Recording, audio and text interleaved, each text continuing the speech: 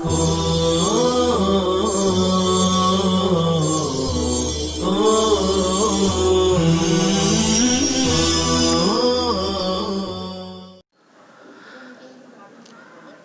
لله رب العالمين والصلاة والسلام على سيد الأنبياء والمرسلين سيدنا محمد وآله وصحبه أجمعين. بسم الله الرحمن الرحيم. وعن أبي هريرة رضي الله تعالى عنه قال قال رسول الله صلى الله عليه وسلم.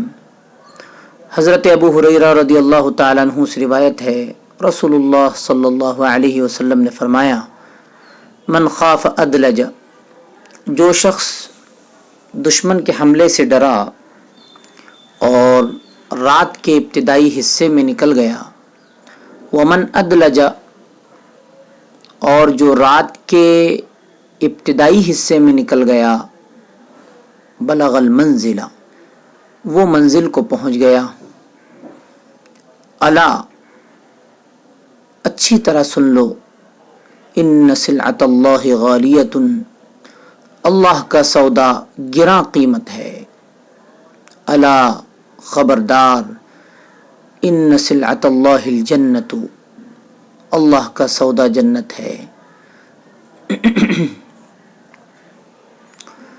ادلجہ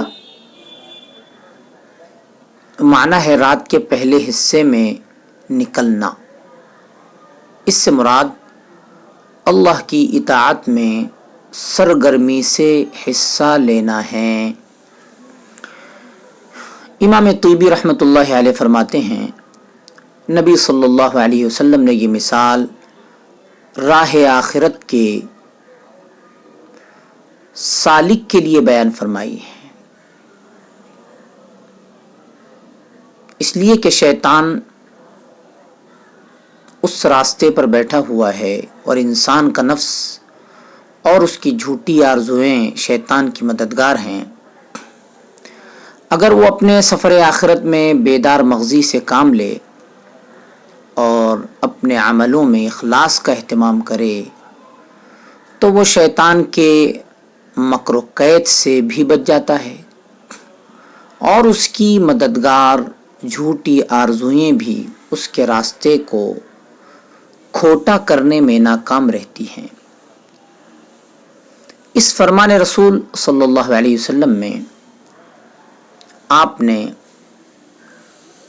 صلی اللہ علیہ وسلم نے اس طرف بھی رہنمائی فرمائی کہ آخرت کے اس راستے کو طے کرنا نہایت سخت اور اس کا حصول بہت دشوار ہے۔ یہ معمولی سعی اور کاوش سے حاصل نہیں ہوگا۔ جنت ایک نہایت گراں قیمت چیز ہے، جب تک انسان اس کے لیے اپنے جان و مال کی قربانی نہیں دے گا، جنت کی نعمتوں کا استحقاق بھی حاصل نہیں کر سکے گا۔ ارشاد الہی ہے، ان اللہ اشتری من المؤمنین انفسهم واموالهم بان لهم الجنہ۔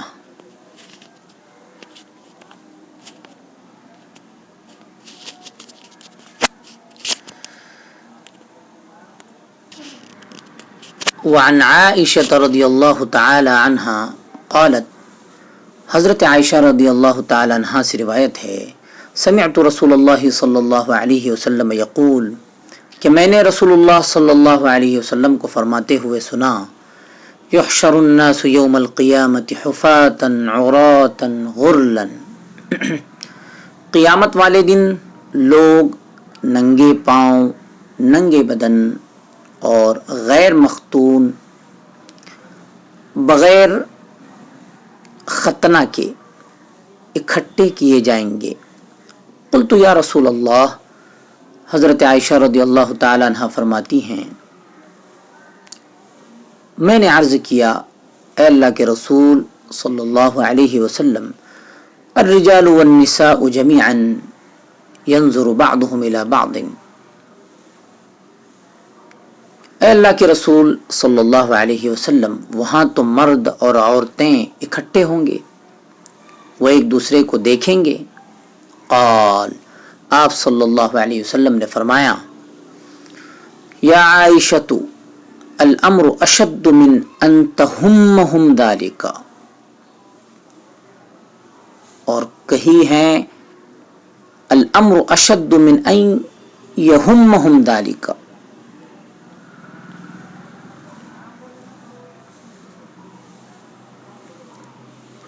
اے عائشہ، معاملہ اس سے کہیں زیادہ سخت ہوگا، یعنی موقف حساب کی ہولناکی اور شدت ایک دوسرے کی طرف دیکھنے کی مہلت ہی نہیں دیں گی۔ حدیث پاک میں بھی میدان محشر کی ہولناکیوں کا بیان ہے، جس سے باب کا حدیث سے تعلق واضح ہے۔ مطلب اس باب اور اس میں نقل کردہ احادیث کا یہ ہے کہ ایک مومن کو آخرت کی تیاری اور روز محشر بارگاہ الہی میں پیش ہو کر جواب دہی کے احساس و تصور سے غافل نہیں رہنا چاہیے، بلکہ اس دن کی ذلت و رسوائی سے بچنے کے لیے ایمان و تقوی کی زندگی گزارنی چاہیے۔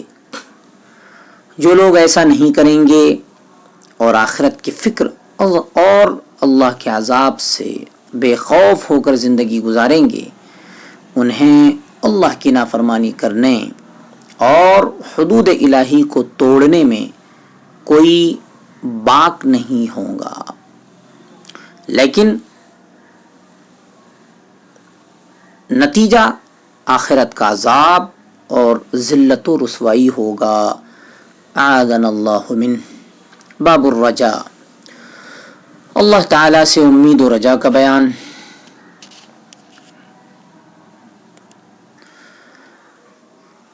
اعوذ باللہ من الشیطان الرجیم، بسم اللہ الرحمن الرحیم۔ قال اللہ تعالی قل یا عبادی الذین اسرفوا علی انفسہم لا تقنطوا من رحمت اللہ۔ اللہ تعالی نے فرمایا، اے پیغمبر فرما دیجئے، اے میرے بندو، جنہوں نے اپنی جانوں پر زیادتی کی، یعنی اللہ کی نافرمانی کا ارتکاب کر کے، تو ایسے لوگ اللہ کی رحمت سے نا امید نہ ہو۔ ان اللہ یغفر الذنوب جميعا، بے شک اللہ تمام گناہوں کو بخش دے گا۔ انہ هو الغفور الرحیم، وہ بہت بخشنے والا نہایت مہربان ہے۔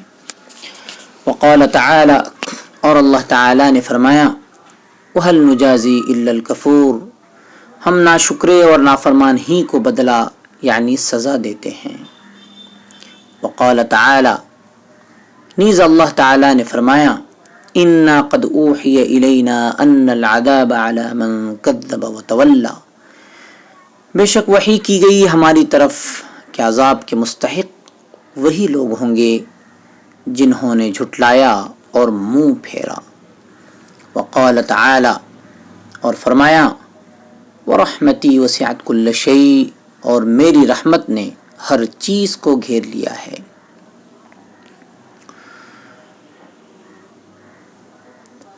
بسم اللہ الرحمن الرحیم۔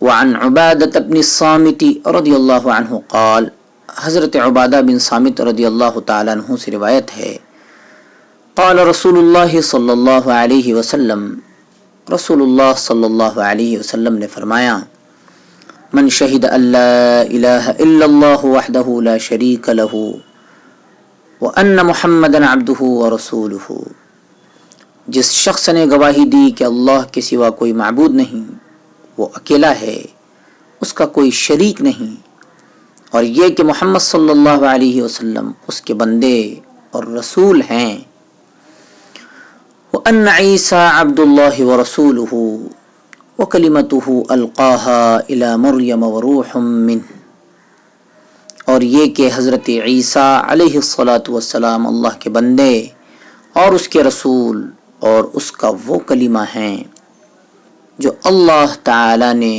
حضرت مریم علیہ السلام کی طرف ڈالا اور اس کی روح ہیں.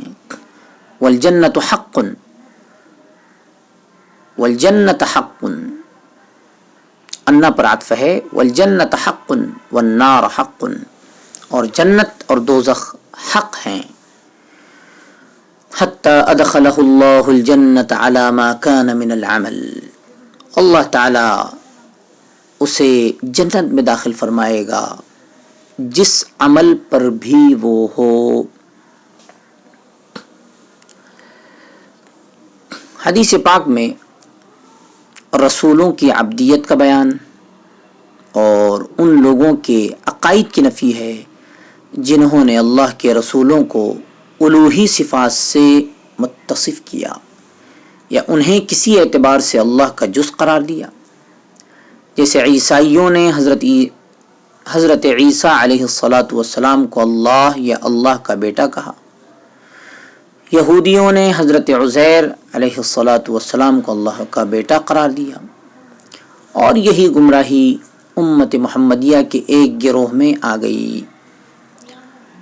انہوں نے نبی کریم صلی اللہ علیہ وسلم کی بابت نور من نور اللہ کا عقیدہ گھڑ لیا اور انہیں اللہ تعالیٰ کی صفات سے متصف قرار دے کر انہیں عبدیت سے نکال دیا. حدیث پاک میں یہ بھی بتلایا گیا کہ جنت بلا شبہ اللہ تعالیٰ کی رحمت سے ملیں گی، لیکن اس کے لیے اللہ تعالیٰ کی توحید اور اس کے رسولوں پر ایمان لانا ضروری ہے. حضرت عیسیٰ علیہ السلام کے کلمت اللہ ہونے کا مطلب یہ ہے کہ وہ اسباب عادیہ سے ہٹ کر بغیر باپ کے صرف اللہ کے حکم سے پیدا ہوئے.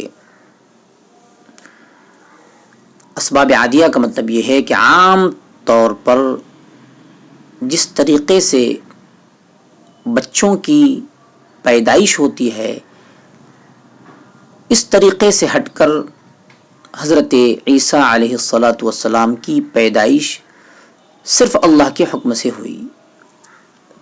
اور روح اللہ، اللہ کی روح حضرت عیسیٰ علیہ السلام کو شرف و عزت کے طور پر کہا گیا ہے. جیسے اونٹنی کی اور خانہ کعبہ کی نسبت اللہ کی طرف شرف و تکریم کے طور پر کی گئی ہے. ناقۃ اللہ، بیت اللہ، یہ اضافت تشریفی کہلاتی ہے. اس حدیث سے معلوم ہوا کہ کبیرہ گناہ کا ارتکاب ایک مومن کو ایمان سے خارج نہیں کرتا، جیسا کہ بعض گمراہ فرقوں کا عقیدہ ہے، بلکہ وہ مومن ہی رہتا اور اس کا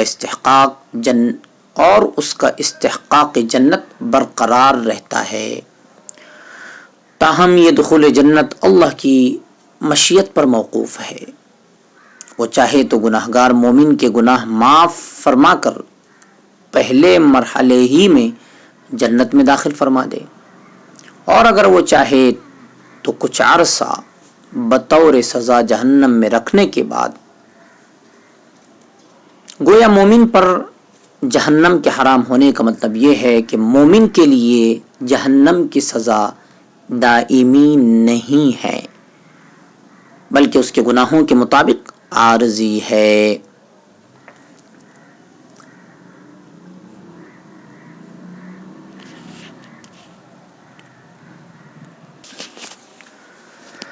وعن ابی ذر رضی اللہ تعالی عنہ قال قال النبی صلی اللہ علیہ وسلم، حضرت ابو ذر رضی اللہ تعالی عنہ سے روایت ہے کہ نبی صلی اللہ علیہ وسلم نے فرمایا، یقول اللہ عز وجل من جاء بالحسنة فله عشر امثالها او ازید. اللہ عز وجل فرماتا ہے جس نے ایک نیکی کی اس کے لیے 10 گنا اجر ہے یا اس سے بھی زیادہ میں دوں گا. ومن جاء بالسیئة فجزاء سیئة سیئة مثلها او اغفر. اور جس نے برائی کی تو برائی کا بدلہ اس کی مثل ہوگا، زیادہ نہیں، یا میں بخش ہی دوں گا. ومن تقرب منی شبرا تقربت منہ ذراعا. جو مجھ سے ایک بالشت کے برابر قریب ہوگا یعنی نیکیوں کے ذریعے سے، میں اس سے ایک ہاتھ قریب ہوں گا۔ ومن تقرب منی ذراعا تقربت منہ باعا، اور جو مجھ سے ایک ہاتھ قریب ہوگا میں اس سے 2 ہاتھ قریب ہوں گا۔ ومن اتانی یمشی اتیتہ ہرولۃ، جو میرے پاس چل کر آئے گا میں اس کی طرف دوڑتا ہوا آؤں گا۔ ومن لقینی بقراب الارض خطیئۃ، اور جو مجھ سے زمین بھر برائی لے کر ملے گا، لا یشرک بی شیئا، لیکن وہ میرے ساتھ کسی کو شریک نہ ٹھہراتا ہو، لقیتہ بمثلھا مغفرۃ، تو میں اس سے اسی قدر بخشش لے کر ملوں گا۔ حدیث پاک میں اللہ تعالیٰ کی رحمت اور اس کے اس فضل و کرم کی وسعت کا بیان ہے جس کا اظہار اس کی طرف سے اپنے اطاعت گزار بندوں کے لیے ہوتا رہتا ہے، اور قیامت والے دن بطور خاص ہوگا، اور وہ ایک ایک نیکی پر کم از کم 10 گنا اجر ضرور دے گا، اور اس سے زیادہ بھی جتنا وہ چاہے گا، حتیٰ کہ 700 گنا، بلکہ اس سے زیادہ تک۔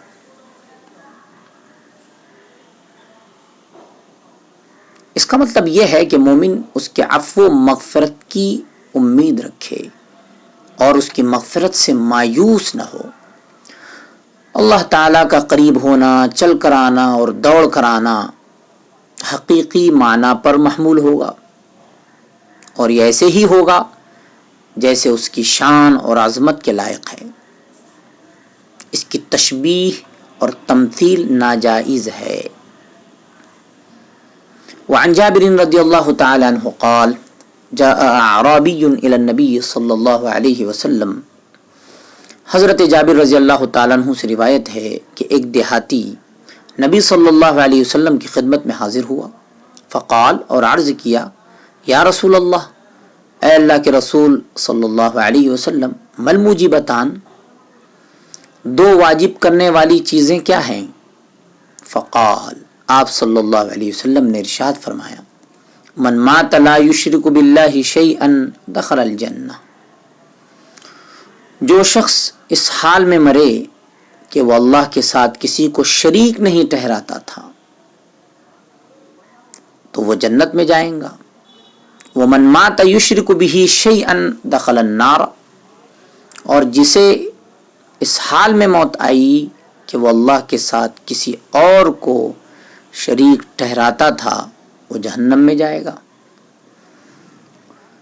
اس کا مطلب بھی یہی ہے کہ مومن بالآخر جنتی ہے، چاہے وہ ابتدا ہی میں جنت میں چلا جائے یا سزا بھگت کر، وہ ہمیشہ جہنم میں نہیں رہے گا۔ خلود فی النار یعنی دوزخ میں ہمیشہ رہنے کا مستحق صرف کافر اور مشرک ہے۔ حدیث پاک میں اس امر کی ترغیب ہے کہ ایمان لا کر اس پر قائم رہنا چاہیے اور پھر اللہ تعالی کی رحمت کی امید رکھنی چاہیے۔ وعن انس رضی اللہ تعالی عنہ ان النبی صلی اللہ علیہ وسلم قال، بین القوسین عبارت ہے ومعاذ ردیفہ علی الرحل۔ حضرت انس رضی اللہ تعالیٰ عنہ سے روایت ہے، بے شک نبی اکرم صلی اللہ علیہ وسلم نے فرمایا، لیکن جملہ معترضہ کے طور پر جو عبارت ہے اس کا ترجمہ یہ ہے کہ جب کہ وہ معاذ، حضرت معاذ رضی اللہ تعالیٰ عنہ آپ کے پیچھے سواری پر سوار تھے، ومعاذ ردیفہ علی الرحل، قال، فرمایا، یا معاذ، اے معاذ، قال، انہوں نے عرض کیا، لبیک یا رسول اللہ وسعدیک، اے اللہ کے رسول صلی اللہ علیہ وسلم حاضر ہوں۔ قال، آپ صلی اللہ علیہ وسلم نے فرمایا یا معاذ، اے معاذ، قال، انہوں نے عرض کیا لبیک یا رسول اللہ وسعدیک ثلاثا، حاضر ہوں اللہ کے رسول صلی اللہ علیہ وسلم۔ 3 مرتبہ آپ صلی اللہ علیہ وسلم نے حضرت معاذ رضی اللہ تعالیٰ عنہ کو پکارا اور حضرت معاذ رضی اللہ تعالیٰ عنہ نے لبیک و سعدیک کہا۔ قال ما من عبد يشهد ان لا اله الا الله وان محمدا عبده ورسوله صدقا من قلبه الا حرمه الله على النار۔ پھر آپ صلی اللہ علیہ وسلم نے ارشاد فرمایا جو بندہ اس بات کی گواہی دے کہ اللہ کے سوا کوئی معبود نہیں اور محمد صلی اللہ علیہ وسلم اس کے بندے اور رسول ہیں، بشرطے کہ یہ گواہی دل کی سچائی سے ہو، تو اللہ اسے جہنم کی آگ پر حرام فرما دیتا ہے۔ قال، حضرت معاذ رضی اللہ تعالیٰ عنہ نے عرض کیا یا رسول اللہ، اے اللہ کے رسول صلی اللہ علیہ وسلم، افلا اخبر بها الناس فیستبشرون۔ حضرت معاذ رضی اللہ تعالیٰ عنہ نے عرض کیا اے اللہ کے رسول صلی اللہ علیہ وسلم، کیا یہ بات میں لوگوں کو نہ بتلاؤں تاکہ وہ خوش ہو جائیں؟ قال، آپ صلی اللہ علیہ وسلم نے فرمایا اذن یتکلوا، تب وہ اسی پر بھروسہ کر لیں گے اور بین القوسین عمل سے غافل ہو جائیں گے۔ فاخبر بها معاذ عند موته تأثما، چنانچہ حضرت معاذ رضی اللہ تعالیٰ عنہ نے اس بات کو اپنے تک محدود رکھا اور اپنی موت کے وقت گناہ سے بچنے کے لیے فرمان نبوی صلی اللہ علیہ وسلم کو، اس فرمان نبوی صلی اللہ علیہ وسلم کو بیان فرمایا۔ تأثمن کا مطلب ہے خوفا من الاثم فی کتم هذا العلم، کتمان علم کو چھپانے کی گناہ سے ڈرتے ہوئے موت کے وقت اس فرمان رسول صلی اللہ علیہ وسلم کو لوگوں کے سامنے بیان کر دیا۔ امام طیبی رحمۃ اللہ علیہ فرماتے ہیں اس حدیث کے ذیل میں کہ دل کی سچائی سے کا مطلب ہے استقامت اور توحید و رسالت کی گواہی کے تقاضوں کا اہتمام۔ حافظ ابن حجر رحمۃ اللہ علیہ فرماتے ہیں کہ امام طیبی کا مقصد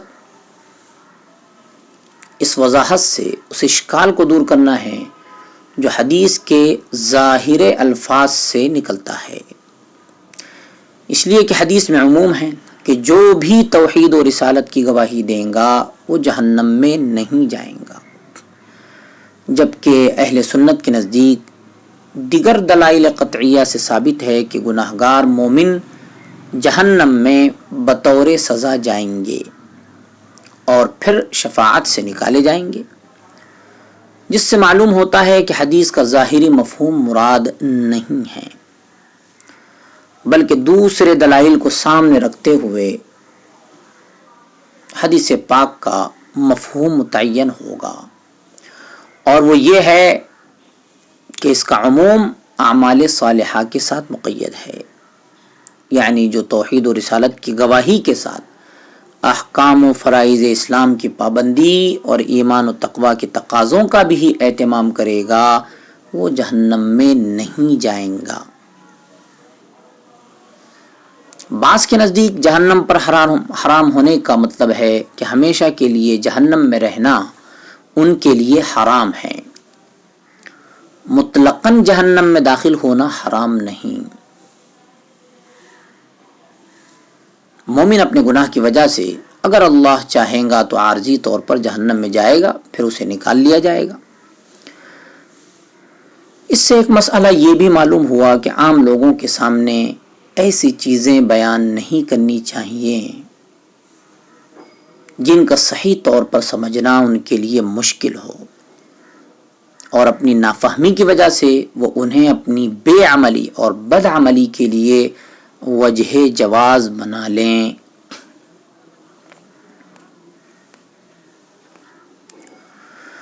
وعن عمر بن الخطاب رضی اللہ عنہ قال، حضرت عمر بن خطاب رضی اللہ تعالیٰ عنہ سے روایت ہے، قدم رسول اللہ صلی اللہ علیہ وسلم بسبی، کہ رسول اللہ صلی اللہ علیہ وسلم کے پاس کچھ قیدی آئے۔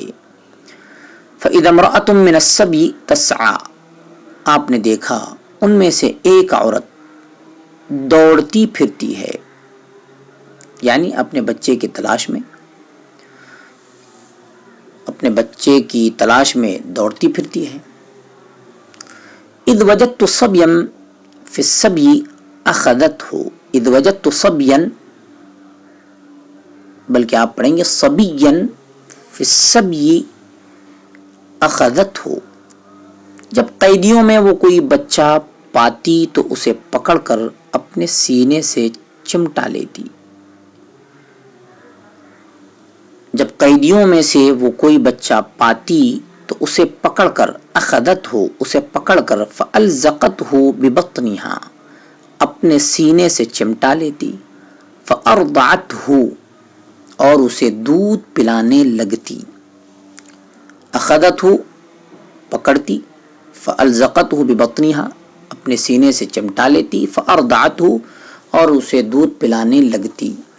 فقال رسول اللہ صلی اللہ علیہ وسلم، رسول اللہ صلی اللہ علیہ وسلم نے فرمایا، اترون هذه المرأة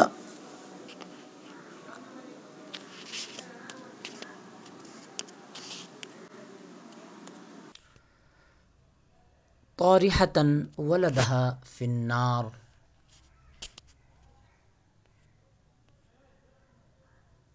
رسول اللہ صلی اللہ علیہ وسلم نے فرمایا، تمہارا کیا خیال ہے کہ یہ عورت اپنے بچے کو آگ میں پھینک دیں گی؟ قلنا لا واللہ، ہم نے کہا نہیں، اللہ کی قسم۔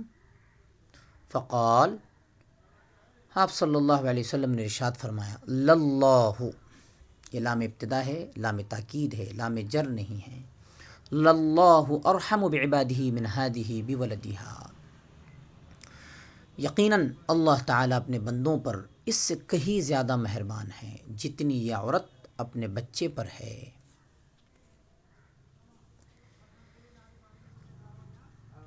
حافظ ابن حجر رحمہ اللہ فرماتے ہیں کہ سیاق حدیث سے معلوم ہوتا ہے کہ بچہ تو اس عورت سے گم ہو گیا تھا، لیکن اس کے پستانوں میں دودھ جمع ہونے کی وجہ سے اسے تکلیف ہو رہی تھی، اس لیے جو بچہ بھی اسے ملتا وہ اسے دودھ پلانے لگ جاتی تاکہ دودھ کی تخفیف سے اس کی تکلیف گھٹ جائے، کم ہو جائے۔ پھر جب اس کا اپنا بچہ مل گیا تو اسے اپنے سینے سے چمٹا لیا اور دودھ پلایا۔ اس سے معلوم ہوا کہ قیدی عورتوں کی طرف بقدر ضرورت دیکھنا جائز ہے۔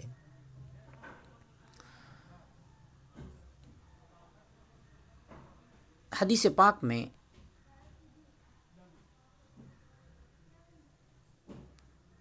یہ فرمایا گیا ہے،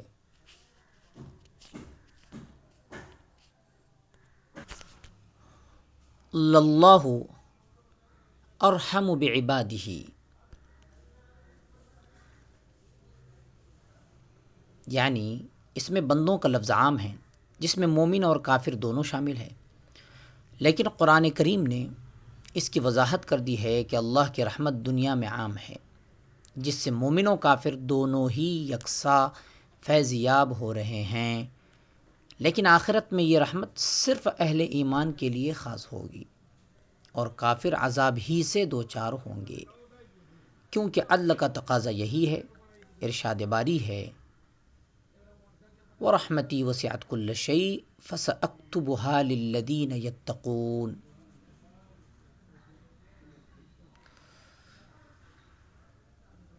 حدیث پاک سے یہ بھی معلوم ہوا کہ جن چیزوں کا عقل اور حواس کے ذریعے سے ادراک ممکن نہیں، معلوم کرنا، جاننا ممکن نہیں، انہیں سمجھانے اور انسانی فہم کے قریب کرنے کے لیے مثال دینی جائز ہے۔ جیسے نبی صلی اللہ علیہ وسلم نے اللہ کی رحمت کی وسعت کو سمجھانے کے لیے جس کو عقلاً سمجھنا ممکن نہیں ہے، عورت کی حالت کو بطور مثال پیش فرمایا۔ نیز حدیث پاک میں اخف الضررین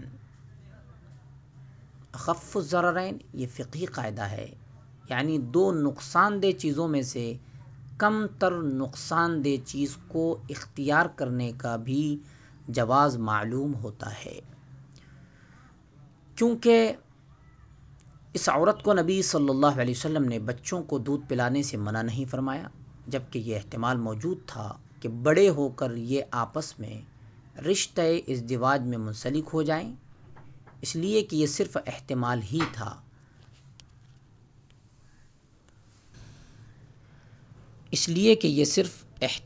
ہی تھا۔ جبکہ عورت کے دودھ میں تخفیف اس کی فوری ضرورت تھی اور اس کا فائدہ یقینی تھا۔ وصلی اللہ تعالی علی خیر خلقہ سیدنا محمد وآلہ وصحبہ اجمعین برحمتک یا ارحم الراحمین۔